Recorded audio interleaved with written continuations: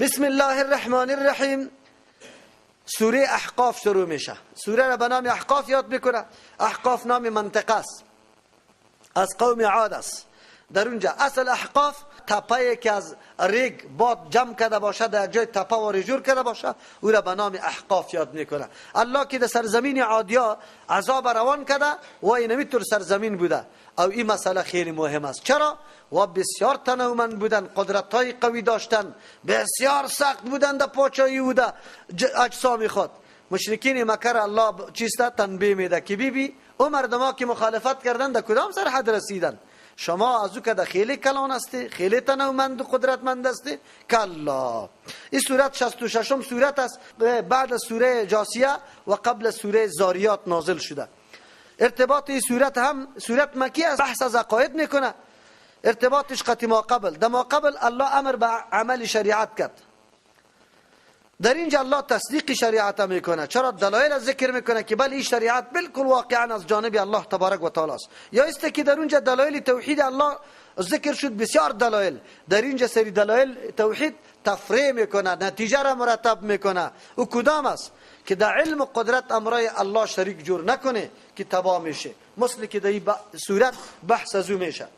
اول باز دعوت به سوی قرآن کریم است، با ذکر اونمو صفاتایی که الله در پیش بری خود ذکر کرده بود.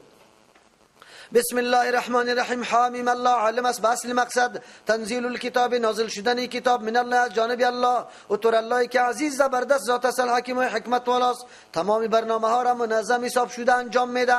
کتابشان مکمل پر از حکمت است. یا حکیم مستحکم است که هیچ نوع تغییر و تبدیل دیش نمیه، نسخ مسخ دیش آمدن نمیتونه که دیگه کتاب یا ایرا منسوخ بسازه. ما خلقنا السماوات، ما پیدا نکردیم آسمان ها را و الارض زمینه و ما بینهما، آن چیزی که در بین هر دو الا بالحق، مگر به حکمت، الا بالحق مگر توأم با حق است، یعنی همراه حق است، این دارای هدف است. اینطور نیست که همونطور بیهوده پیدا شده باشه. چیز در ربنا ما خلقت هذا باطلا که میگیم. یکی و اجل مسمى، مثل که اول ابتدا و آغازش الله تبارک و تعالی کرده. اینمی قسم، اینمی جریان دوام داره، لیکن نقطه انتهام داره که و اجل مسمى است، تا یک میعادی که معین و مشخص است. والذین کفروا، با این که قرآن کریم حق است و دلایلی که ذکر میکنه هم حق است، یعنی آفرینش جهان هم حق است، قرآن هم حق است. لایق بود که هر کس به قرآن تسلیم میشد. والذین کفروا، کسانی که انکار میکنه، اما انذروا، از او چیزی که بیم داده شده برشان که عذاب قیامت است یا مخالفت قرآن است، معرضون، یا اعراض میکنه، نمیپذیره قرآن کریم. اعراضی را میگه که اثر قبول نداره، هیچ نمیشنوه، در مطالبش تفکر نمیکنه. قل بگوی پیغمبر علیه السلام، شما که اینقدر مغرور هستی به قرآن گوش نمیگیری، هر طرف روان هستی، فکر میکنی که اینمی بتا ما را نجات داده میتونه. امروز به مسلمانان قرآن همیطور میگه، شما که با قرآن سر و کاری نداره، نه ترجمه شما میخوانی، نه دلایل توحیدش تفکر میکنه، فقط قبر را بری خود محکم گرفته. آیا قبرایتان همی کارا را میتونه؟ قل بگوی پیغمبر علیه السلام، ارائیتم، خبر بده ما را، ما تدعون من دون الله، کدام چیزایی را که شما آواز میده در حاجتایتان، مشکلاتتان، من دون الله، بغیر از الله، در نظرایتان نامایش یاد میکنه، سجده ها برش میکنه. ارونی، نشان بده، ما ذا خلقو، چی چیزا پیدا کرده، من الارض، از زمین. آسمان خوب بگذار، در زمین کنم چیزا پیدا کرده، خالق هستن. ام لهم شرکون فی السماوات، یا کدام حصه در آسمان داره امرای الله، بیارسند. ایتونی به کتاب، ایطوره دلیل گویی نمیشه که شما خواب ببینه. خواب دیدم که فلان صاحب قبر یک گالم لشکر شکست داد. خواب دیدم که اینمی صاحب قبر چطور کرد؟ اینمی صاحب قبر یک دم از قبر خود خیست، همینجا مردمای غلط زد قطی شمشیر، کلش تباه کرد. این خواست. الله میگه کتاب منیر بیار، دلیل بیار. این گپای عقیده است، به خواص ثابت نمیشه. این تونی بیاره برای ما به کتاب من قبل هذا، که از قرآن کریم پیش باشه، در اونجا بیان کرده باشه که نمیام مستحق عبادت است، مستحق حاجت خواهی است و مشکل کشا و حاجت رواست. او اثارت من علم، یا بقیه از علم باشه، یعنی اصولی مسلمه، قوانینی که تسلیم شده نزد کل باشه. همونطور یک دلایل پیش کنی. ان کنتم صادقین، اگر واقعا دعوایتان راست میگه، شما خو یک روز در قرآن نمیشینه، قرآن قبول نمیکنه، میگه نه ما دامن از یارا گرفتیم. یا چی کده؟ پیدا کردن کدام چیزه؟ یعنی که حساب امرای الله در آسمان داره؟ بیار یک دلیله. این مردم همینطور در احتجاج قرار بده، بگو بیار دلیل سند. به خوا خو نمیشه. همین گپا را بیان میکنم. من براتون گفتم در منطقه خودی ما یک نفر عالم شهیدا هیچ چیز نمیتونه، ما گفتم هیچ چیز نمیتونه، کلش بندگان الله است، محتاج الله است. گفت چی میگی؟ همینطور چیز ده چادری خدا گرفت تکان داد، دمی رفتن چی میگه؟ خو دیدم که اینجا قوای شوروی آمد، امین چی شهیدا برآمد در مقابلش زد، قوای شوروی را در بدر. من گفتم ما خو یکیش ندیده که اینجا افتاده باشه، نه مردیش نه سوختیش. کجاست این خدا؟ خوی تو بدبخت است که شیطان سرت غالب است، خوای شیطانی را برات پیش کرده رایسته دیگه. گوتر خو پیدا نمیشه. امروز یا به خوا مردم فریب داده، بلی بلدوزر میده شد، بلی بلدوزر میده شد. فکرت باشه، این فکرت باشه در چقوری که کدام ملنگ میبینی، این بسیار بزرگ است. این نجاست ها در بین نجاست ها که تربیه شده نمو کده، نعوذ بالله. دیوانه ها را اولیا گفته رایستن او از پیش حاجات طلب میکنه. قرآن چقدر دلیل مقنع میگه. و برادرها که شما میگه این برای فلان مرضی قبر است، سند بکش، دلیل بکش. کی مقرر کرده؟ کی مقرر کرده که فلان مرض شفا داده میتونه؟ بیار. اگر تو میگی که من خوب بردم شفا داد در یک جای دور از قرآن و از مسجد، شما باور بر الله بکنه خره در گردی قبر دور داده روی بود، من چی میکنی؟ گفتی قبر برای شاشه بندی و مرکب است. نعوذ بالله. عجیب است. نه میشه همونطور؟ گفت بله جور میشه. چرا جور میشه؟ من گفتم اینجا خبیث جنی رفته ایره ما کم کرده، پیشابش نمیشه. اونجا که میری او شیطان خدا دوری میکنه. اینی طور حالت ها سری ملت قرآن اعلا کردن، پشت واهیات و خیالات گشته رایستن، خواب و خیال. قرآن چی میگه؟ ما چی میگیم؟ و من الضل از ذکر ده گمراه تر شخص دیگه است. قرآن چی میگه؟ و من الضل کس خیلی گمراه من از کسی که یدعو آواز میده، حاجتای خود طلب داره، من دون الله، بغیر از یک الله، بغیر از یک الله. ابن کثیر رحمت الله علیه نوشته میکنه مفسرین من دون الله کلگی من دون الله شامل میشه. اگر پیغمبر است، ولی است، اگر ملک است، هر کسی که است اجابت کده میتونه؟ قطعا نمیتونه. از او خاطر میگه الله میگه و من الضل کس خیلی گمراه من از او کسی که یدعو آواز میده، مشکل خود طلب میکنه، من دون الله، بغیر از الله. من کسی را لا یستجیب له که اجابت نمیکنه خواندن ازیره الی یوم القیامت، تا چی را؟ تا روز قیامت. بگو فلان ولی در مشکلم برست که برات میرسه یا نمیرسه. بگو قرآن خمی طور میگه. شنیده نمیتونه دیگه اجابت از کجا شوه؟ از او خاطر قرآن پشتی سرش میگه و هم عن دعایهم، امی کسایی را که یا آواز میده در حاجتای خود، از طلب کردن از یا از آواز دادن از یا غافلون بی خبر است. شیخ عبدالقادر جیلانی را من صدا کنم، حالی خبر داره که مولی متوکل در فلان مسجد صدا با ما کرد. خب اگر یا این طور عقیده دارن، خودم وقت مشکلات صدا کنن دیگه. زوری از یا خو خیلی زیاد است. امریکایی می امر میگیره، صدا کنم اونجا. یا ایطوری مردم خو باید در عمرم کسی برش ضرر رسانده نتانه. چرا؟ خو صدا کنه، دیستی در حالشان میرسه، خلاص میشن. و اذا حشر الناس، در آن وقتی که جمع کرده شو مخلوق، ناس گفته مؤمن کافر کلگی، کانو هست لهم برای همین طور مردم ها، همین مردم هایی که آواز داده، پیغمبر هم میخیزه، ملک هم میخیزه، میگه قال الذین کفروا للحق، میگوین او کسانی که انکار کردن، للحق، او کسایی که انکار کردن، للحق، با او دلایلی که واقعیت داشت، حقیقت داشت، لما جاءهم، هرگاه که برشان آمده بود دلایل، و کسانی که انکار کرده چی میگفتن؟ و اذا حشر الناس، وقتی که جمع کرده شو، کانو هستن همی کلی مردم، کانو هستن همی کسایی که یا طلب میکنن در حاجتا، لهم برای از یا اعدان دشمن، و کانو هستن به عبادتهم کافرین، به عبادت و پرستش از یا بالکل منکر هستن. شیخ عبدالقادر جیلانی میگه یا الله من خو امر نکده بودم، خبرم نبودم، بد کده که مرا معبود جور کده، به نام من نظر کده، من خو آگاه خبر نبودم. عجیب حال می باشه که فاطمه رضی الله عنها یک طرف استاد شود، بگوی حسین رضی الله دیگه طرف، ابوالعباس دیگه طرف، بگوی سخی صاحبو، بگوی تور بابا و شړی بابا کلگی استاد شوه دیگه اوی طور بگه که ما خبر نبودیم. چرا؟ قرآن برات میگه. با قرآن اعتنا نمیکنن یا فقط به خیال خوابای خود.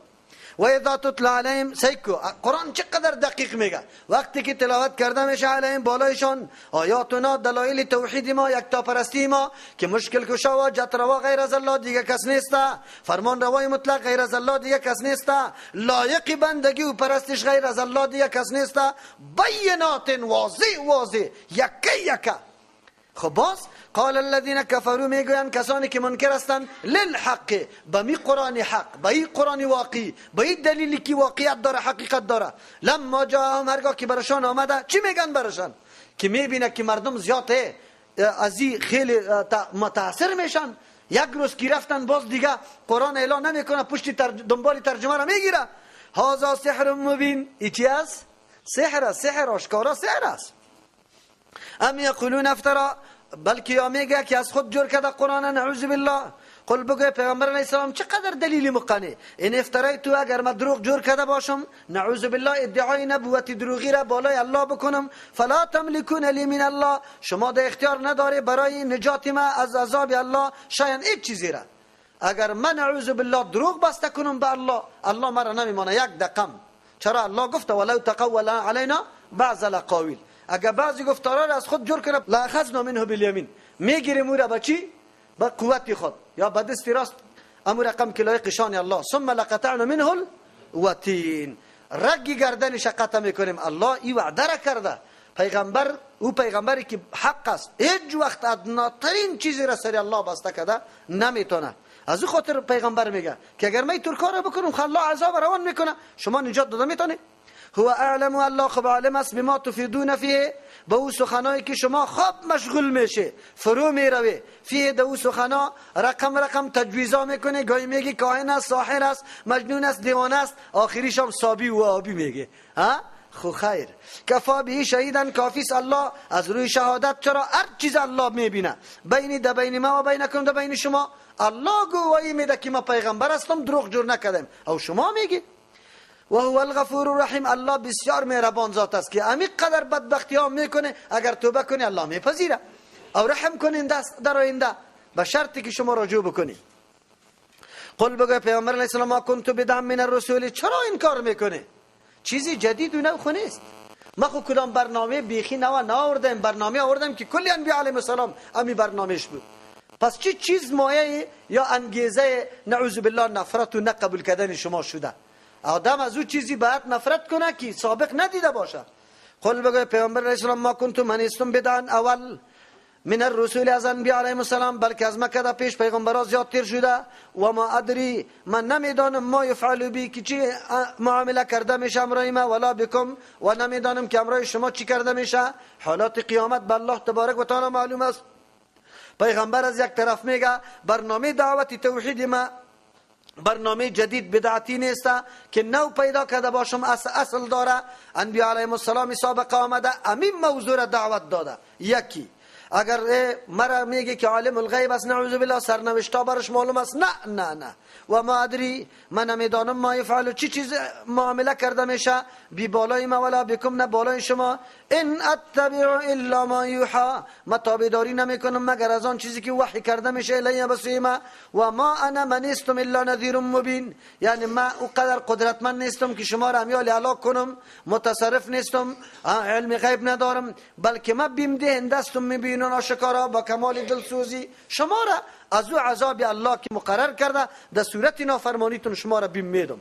قل بگوی پیامبر علیه السلام ارایتم، خبر بده مرا، ان کان من عند الله، اگر باشه قرآن از چیست از جانب الله، و کفرتم به، و شما منکر میشه انکار میکنی به قرآن، و شاهد شاهدون، و شاهدین بده یک شاهد من بنی اسرائیل، از بنی اسرائیل، علی مثله، به حقیقت اینمی قسم کتاب، به حقیقت یک قسم کتاب هم شاهدی بده، یک معنا. یا علی مثله، شاهدی بده یک شاهد از بنی اسرائیل به مثل دعوای قرآن کریم که توحید الله است، توحید الله را مشاهدی بده. فآمنه، پس ایمان بیاره او عالم، و استکبرتم، شما تکبر ورزی. جرمی ازی چقدر زیاد است؟ اینطور نه، تایید شده اگر ای از جانب الله باشه و شما انکار کنی که از جانب الله هم است. چرا که دلایل از جانب الله بودن مکمل خود بیان کرده و بر علاوه یک شاهد از بنی اسرائیل هم سریزی شاهدی بوده. مراد از شاهد بعضی مفسرین موسی علیه السلام هم میگه. چرا پیش از پیغمبر علیه السلام؟ موسی علیه السلام اگرچه پیش است، بعد از عیسی علیه السلام است، لیکن یهود در مدینه منوره یهود زیاد هستند، پیروان موسی علیه السلام است، از او خاطر او را ذکر میکنه. او بعضی میگه که آیت مکی است، در مکه یک تا از علمای یهود موجود بوده که او ایمان آورده بوده، شاهدی داده بوده. چیست عالم دیگه بوده که در زمان پیغمبر علیه السلام زنده بوده. خب لیکن اینجا او ضروری هم نیست. مطلق شاهد از بنی اسرائیل که او ایمان آورده باشه، مراد از پیشش هر بنی اسرائیلی است که او در کتاب خود صفات پیغمبر مطالعه کرده، به دیگران خبر داده و خودم ایمان آورده. وقتی این سند موجود باشه، باز رای این کار از کجا میشه؟ واستکبرتم، شما تکبر میورزی، ایمان نمیاری. ان الله، یقینا الله تبارک و تعالی، لا یهدی القوم الظالمین، راهنمایی نمیکنه او تر قومی که ظالم است، حدود مراعات نمیکنه، تفکر نمیکنه، محض از عناد و ضد کار میگیره، نمیپذیره. و قال الذين كفروا، میگویند کسانی که منکر هستند از نظام الله، للذین آمنوا، برای مؤمنا، لو کان خیرا، اگر بهتر میبود، ما سبقونا، پیش نمیشدن، سبقت نمیکردن از ما کده الیه، بسوی پذیرفتن قرآن دیگران. معلوم شد که این قدر خیر نیست. این را میگه استدلال غلط. و از لم یهتدوا به، چون که را نیافتن به درک مطالب واقعی قرآن کریم، به او حقیقتایی که در قرآن نهفته است، فسیقولون، زود است که بگویا، هذا افک قدیم، این دروغ کون است، دروغای کون است، نمیفهمه مطالب قرآن، از او خاطری گپا میگه. اول استدلال غلط. استدلال غلط اینمی را میگفت، خود میگفتن ما خود صاحب قدر و قیمت هستیم، اصل مردم دانشمند، مردم باسواد ماستیم. این گرد و بر پیغمبر علیه السلام مردمای بی منطق فرا گرفته، در گردش جمع شده، چوپان، مردمایی که یک روپه نداره، کالای کونه کونه در جانشان است، تا دین روز غلامی ما را میکرد، مزدوری ما را میکرد. عالی معلوم شد که دعوت پیغمبر ارزش نداره. اگر ارزش می بود، حق می بود، اول ما در دوری ازی چرخ می خوردیم. چرا؟ ماستیم که با سواد هستیم و این گپا را درک کرده میتونیم. این گروهی که گردی پیغمبر را گرفته یا چیسته درک کرده نمیتونه. لیکن این استدلال غلط است. چرا؟ گروهی که گردی پیغمبر را گرفته گروهی است که و حق طلب است، انابت داره، قلب صفا و روشن داره. او شما خو قلب تیره، کینتوز، یک دم عناد و ضد شما را فرا گرفته. وگرنه حقایق قرآن به هر کس برملاست، اعجاز قرآن به هر کس واضح است. خو شما را عناد و استکبار و تکبر پیچانده که شما در این را سبقت نکرده. او مردمایی که در گرد پیغمبر علیه السلام است، او مردمای پاک دل است، روشن ضمیر است، حقیقت درک کردن، تأمل کردن. از او خاطر، از امو خاطر این اعتراض بالای کی بود؟ بگوی صحابه کرام. الله اینمی اعتراضی، اینمی بدبختا را رد میکنه و مدح صحابه کرام میکنه که صحابه کرام مردم پاک دل است. با تاسف امروز هم طایفه ها پیدا میشه و صحابه را نعوذ بالله مرتد میگه، منافقین میگه کلی از یا گردی پیغمبر را گرفته بود، پیغمبر را به عدالت قایم کردن میگه نمیگذاشت، نعوذ بالله. بجز از 5 تن دیگه کلی صحابه را چی میگن؟ بگه مرتد میگن، نعوذ بالله. عجیب است. قرآن خوینمی گروهی بدبخت بدیش بیان میکنه و این گروهی که در گرد پیغمبر علیه السلام جمع شده این را ارزش و مقامش بیان میکنه. خو امروز که تر گروه ها پیدا شود، کسایی که دین به ما رسانده، واسطه حق برای ما شده، واره نعوذ بالله مرتد بگه، دیگه چی باقی ماند؟ بازم مردم قطعی تر مردم خیشی و دوستی میکنه. عجیب نیست؟ تو عقیده و دین داری؟ یکی. قرآن برای ما اشاره میکنه که نه، طایفه پاک باز و پاک دل صحابه است. از امو خاطر در سوره بقره در جزء اول نگفت فین آمنو بمثل ما آمنتم فقد اهتدوا؟ هدایت موقوف است که ایمان مردم، روش مردم مثل ایمان و روش کی باشه؟ صحابه باشه. در غیر از او ایمان مقبول نیست، او روش مقبول نیست. از امو خاطر است که بعضی مفسر مثل ابن کثیر رحمت الله علیه نوشته میکنه، البته امی قول از شیخ الاسلام ابن تیمیه رحمت الله علیه است، در مورد رد بدعات بزرگترین قول امی قول است که اگر اینی کاری که تو امروز پیدا کرده نیک می بود، لسبقونا الیه، از ما پیش دستی میکردن که صحابه. چرا صحابه اینطور کاری خیر نبود که اول انجام نداده باشه. پس وقتی صحابه انجام نداده کاری خیر برش گفته نمیتونیم. این مقوله بر رد بدعات دیگه بالکل کفایت میکنه. بس میلاد خوب است. چرا خوب است؟ اگر خوب است صحابه میکرد. چرا اگر کاری خیر میبود از ما کده و پیشی میکرد. ما خو امیره میگیم که هیچ کاری خیر از صحابه باقی نمانده. تعلیمات پیغمبر و مکمل عملی کرده. چطور شده میتونه که انجام نمیده تو پیدا میکنی و ایده خیر میگی، دروغ میگی، تو هم پیروی امودیگاستی. اینطور وانمود میکنی که گرد بری پیغمبر کسانی گرفته بود که مزایای دین نمیفهمید. نعوذ بالله. کارهای خیر برش معلوم بگوی نبود. ما پیدا شدیم کارهای خیر میشناسیم. ایره میگه بدعتی، این میره میگه مبتدعه، که تو او عمل پیدا میکنی که پیغمبر نه ترغیب داده، نه دلیل بیان کرده و نه صحابه انجام داده. نه انجام که صحابه انجام نداده بود خب برش گفته نمیتونی. و من قبل کتاب موسی، پیش از قرآن کریم کتاب موسی علیه السلام اماما که او مقتدا بود، یعنی قابلی از امامت بود که کلگی اقتدا بکنه، روان شوا پشتی سر هدایت کتاب موسی علیه السلام، و رحمتا که مایه رحمت بود در صورتی که مردم سرش عمل بکنه.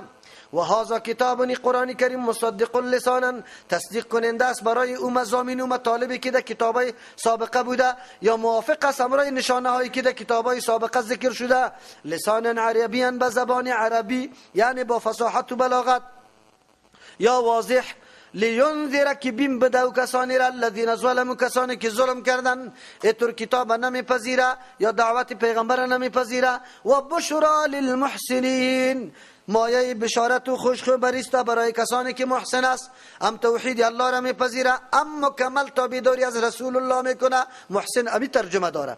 ان الذين قالوا، یقینا کسانی که گفتن ربنا الله، بس عقیده توحید خود پخته کردن، در هر میدان استاد میشه، خوف و خطر احساس نمیکنه، نمیترسه، مداهنت نمیکنه، حق پوشی نمیکنه، در هر میدان میگه ربنا الله، پروردگار میکیست؟ الله هست. ایره میگه عقیده توحید، نمیترسه. عقیده توحید در سری منبر، در مسجد، در خانه، در مجلس، در هر جای ربنا الله چیغ میزنه. دوم، ثم استقاموا، بعد از او استقامت اختیار کرده، این طرف و طرف نمیره، مصلحت ها را نمیبینه که اینجا حق بپوشانه، اینجا بگویه، اینطور کنه اونطور کنه، نه، استقامت اختیار کرده، پایداری را. ایره میگه چیسته راه عمل اختیار کرده. اول اشاره به عقیده، دوم به عمل، یعنی راهی که پیغمبر روان شده امور اختیار کرده. فلا خوف علیهم، اینطور مردم ها که اینطور آواز داره، اینطور دین داره که واقعا اعلان میکنه که رب مع الله است. پیش براتون تشریح کرده بودم که رب مع الله چی مانا؟ خوف از الله دارم، طمع به الله دارم. بگوی همه دوستی ما، دشمنی ما، معامله ما کلش برای کیست؟ مستحق عبادت تنها الله است. بس الله کل زندگی خدا مربوط الله میسازه. ثم استقام، بعد از استقامت اختیار میکنه، پایداری را سرینمی عقیده، او طرفی طرف نمیشه. فلا خوف علیهم، نیست ترس بالای طور مردم ها. چرا؟ به خاطر که عملی انجام نداده که سبب عذاب شوه و بترسه. ولا هم یحزنون، نیست یا غمگین، چرا که کل کارهایی که موجب ثواب بوده انجام داده. اولئک، ایطور مردم اصحاب الجنت، صاحبان جنت است، خالدین فیها، همیشه در جنت. جزاء بما كانوا يعملون، بدل و پاداش به آن چیزی که یا انجام میدادن، این جنت الله برش میده.